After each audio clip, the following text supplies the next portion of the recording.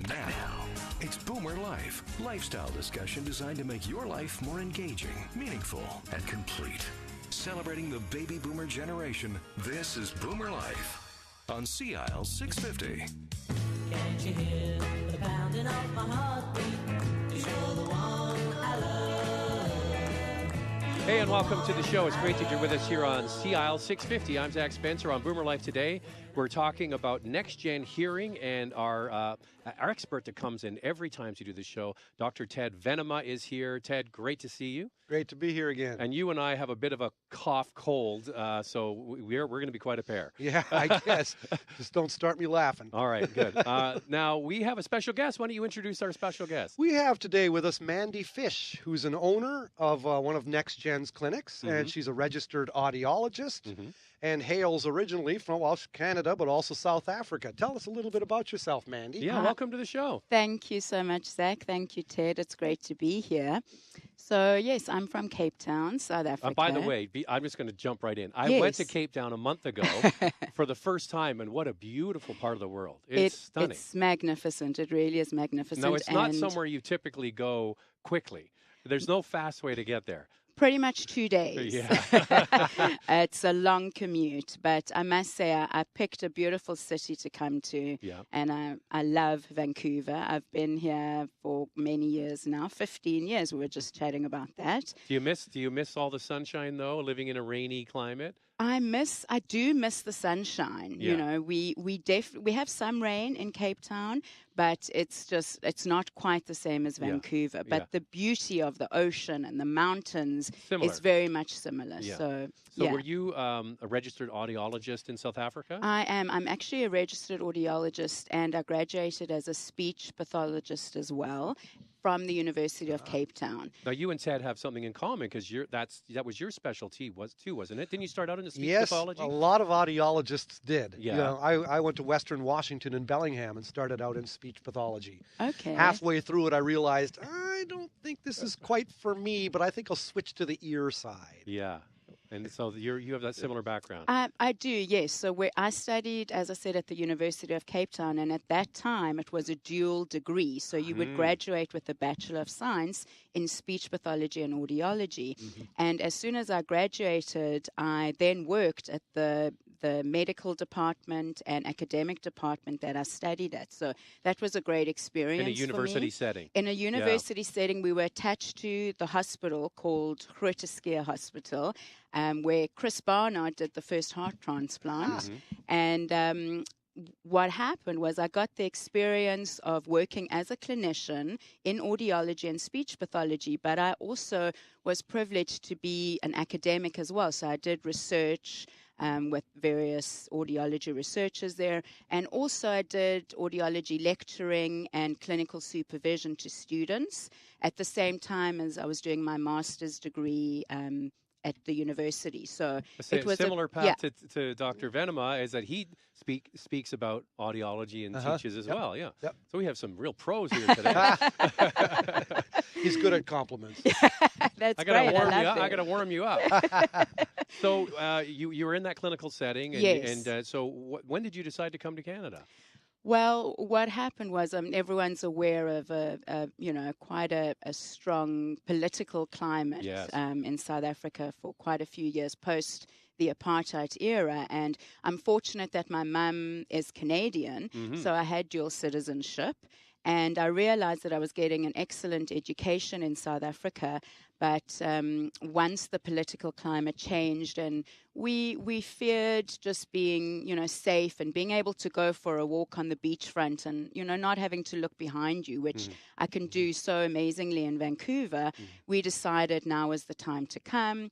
And I arrived and pretty much started where a lot of South Africans did, up north in Terrace and Kitimat and Prince Rupert, and that was my first very cold experience working as an audiologist. But your family's from Montreal originally, That's right. So you know cold. I do. I would experience it once a year at most. So it's quite different living in it for an extended period, for sure. And so you went up north, and then when did you get here to Vancouver, and when did you decide decide to start a NexGen clinic in West Van? Well, it's a long story, but I'll try and shorten let's hear it. Okay, sure. Well, what happened was I started with Island Hearing Services, Yes, which at the time was where our company originated, really. And I would work 2 weeks up north. So I was situated in Vancouver, but I would go for a 2-week period and work with the ear, nose, and throat specialists up there and work at the clinic in Terrace and surrounds. And once I kind of did my time there, I was offered a position to manage a Broadway office of Island Hearing at the time. And of course, I leapt at that opportunity. And I worked part-time in the West Vancouver office. And then my colleague in West Vancouver who owned the franchise of West Vancouver offered me a partnership. And that's how I now at this time I'm full owner of the West Vancouver clinic, and I've been in West Vancouver for 12 years now. So congratulations. Thank you. Now, Dr. Ted, maybe you can explain a little bit of the background about how NexGen came together, because it's an interesting story how the island and the mainland all came together, right? Yeah, Mark Hambley started NexGen on the island in Victoria. Right. And so that had several offices up toward Nanaimo Way and Courtney and things like that. And then Mainland Hearing was here on the mainland, mostly in Vancouver. But NexGen, which had a lot of offices on the island, also had offices in the interior. So you had NexGen on the island and NexGen in the interior and mainland here. Right. And then a little while ago, I'd say about a year ago, things began to meld and they joined all together under the umbrella of NexGen. Right. So you have some marketing power now. You've got many locations, right? Yeah, I think there's like 43 locations. Absolutely, yeah, and growing. Yeah. So you're a registered audiologist, and now you were explaining, Dr. Venema, that there are 2 ways that you can get tested for hearing, audiologists and hearing instrument practitioners. Right. Now, both are very good at testing adult hearing and fitting adults with hearing aids, and that's 95% of the population. Right. The hearing instrument practitioner usually has a 2-year college diploma from a place like Grant MacEwan or George Brown in Toronto or Conestoga College in Kitchener, Ontario, but the audiologist has a master's degree. It's kind of like optometrist, optician. The audiologist has a wider scope of practice. Sure. The audiologist can test infants, can do brain waves of your hearing to look to see if you've got a tumor. The audiologist has much more skill in testing balance, vestibular testing.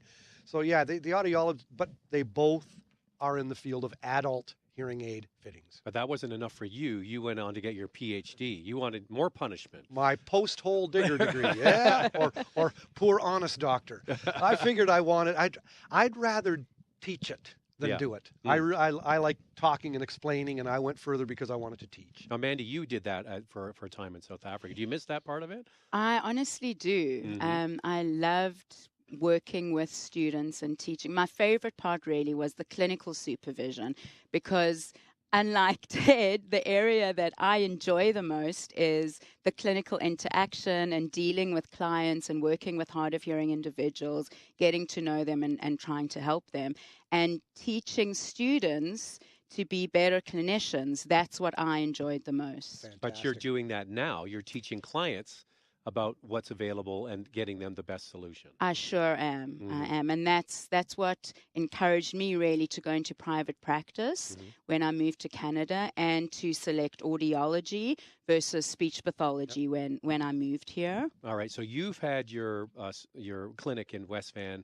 for about 12, 13 years now, but you've been here for 15. So I always like to ask Dr. Venema, I'll ask you, how much has the hearing aid industry changed in those 15 years? Well, let me give you an example. Before I moved here, I, as I said, was working in a hospital setting in a third world country, and I was fitting in the hospital environment hard of hearing individuals through the government with analog hearing aids, which is a very, very basic hearing aid. That's like your old stereo where you have treble and bass. Exactly, right? Yeah. And you've got trim pods that you would use a screwdriver to make an adjustment. You would hook them up to a little computer and measure what they were getting in their ear based on the hearing loss that they have and make an adjustment that way. That is what I was teaching students. I was informing them about digital technology, but in the clinic environment, that's what we were fitting 20 years ago. Now, 20 years later, the technology has completely changed, where you're dealing with digital technology, which is very, very selective and specific and tailor-made for the individual client. So it has improved in leaps and bounds because of all the research that is ongoing about hearing aids and improving clients' listening situations and hearing needs. Now, Dr. Venema, you often describe it as this is a prescription. Yes. Just like you need a prescription for your eyes, this is a prescription for your hearing. That's right. A lot of people don't know that. A lot of people just think hearing aids make sounds louder, which is just fundamentally false. I mean, people have different hearing losses for bass versus treble. And like Mandy says, the hearing aids are digital today, and they are literally programmed by computer to match the needs of your particular hearing loss. So when you see a graph of where the hearing is available to you is lower, the hearing aid boosts those frequencies up, right? Yeah, if you have a high-pitched hearing loss, a treble hearing loss, the hearing aid is going to be pitched to deliver high pitches deliberately on purpose and give you very little bass because you don't have hearing loss in the bass. So that in that wise, hearing aids take a prescription. I can't wear your hearing aids. You wouldn't be able to wear mine. And just like glasses, but people don't really know that. Hearing is a different sense that way. Now, Mandy, do you still have people coming in thinking that the old analog hearing aids is what's available? They don't realize that it's digital? Absolutely. I mean, some people say, are you going to give me a trumpet? Yeah, and actually some of our ear specialists have, displayed trumpets just, as for fun, Sure. Exactly, to show people how far we've come. Yeah. So, yes, we have to do a lot of education, and that's what this is all about. Now, what you should do as a gag is say, we've done the testing, and then bring the trumpet out. Yeah. This is the latest. This is now it takes a little while to get used to, but you'll be just fine. It's collapsible. You can fit it back in your purse. And the bonus is we can give you 2 trumpets and improve your arm muscles. There you go. They get a hat. Yeah. There you go. That's funny. Yeah, so it's good that we've come along away from that. All right, we're having a great discussion today. Our regular specialist here is Dr. Ted Venema from NexGen Hearing, and our special guest today is Mandy Fish, registered audiologist and owner of a NexGen Hearing clinic in West Vancouver. And we'll continue our discussion next on CIAL 650. Celebrating the baby boomer lifestyle. This is Boomer Life on CIAL 650.